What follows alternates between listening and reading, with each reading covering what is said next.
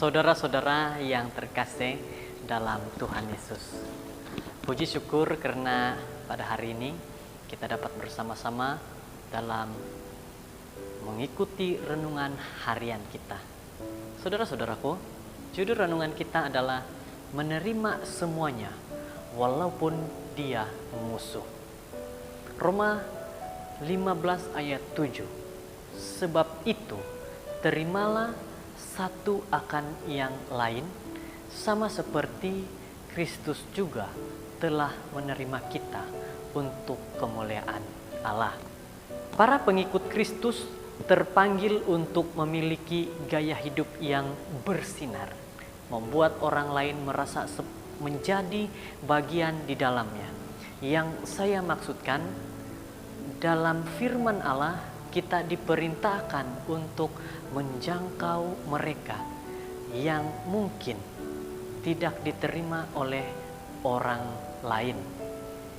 Namun kita begitu menikmati kebersamaan dengan teman-teman gereja sehingga amanat itu terasa terlalu berat. Dalam buku The Convent Home Altar, Erika Carney menulis, ketika masih anak-anak, ibu saya terlibat dalam berbagai kegiatan gereja dan saya juga ikut berpartisipasi, ikut bergabung di dalamnya.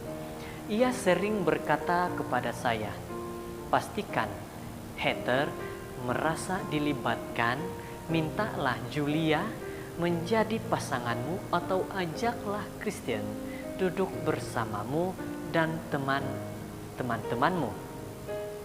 Jadi kadang-kadang saya merasa lelah dengan kata-kata itu. Bagaimana jika saya hanya mau bersama teman-teman saya sendiri? Mengapa saya harus memastikan bahwa orang lain harus merasa senang?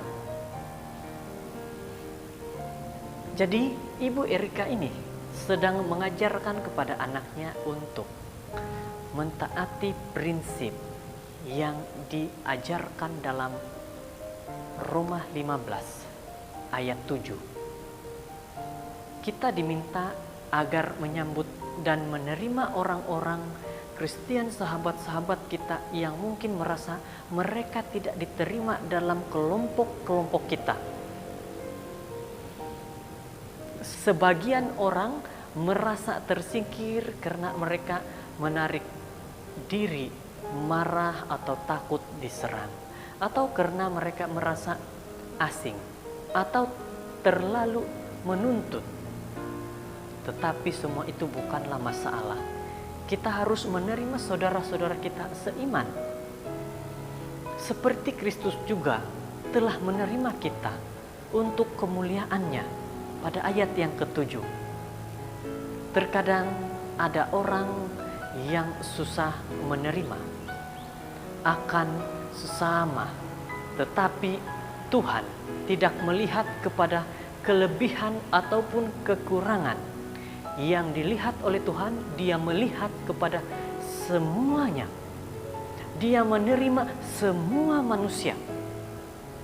Dia tidak melihat kepada kelebihan ataupun kekurangan seseorang. Saudara-saudara, kita peduli terhadap orang lain sebab Tuhan Allah peduli terhadap kita. Jadi dengan renungan kita pada saat ini yang mengajar kepada kita bahwa walau siapapun itu, jikalau itu saudara kita seiman dengan kita, walaupun dia saudara di luar daripada kita, terimalah dia. Karena Tuhan mengajar kepada kita untuk saling menerima. Semoga dengan firman Tuhan kita pada saat ini mengajak kepada kita menerima saudara-saudara kita yang di luar sana untuk masuk bersama dengan kita, percaya kepada Yesus Kristus. Terima kasih, kiranya Tuhan memberkati kita.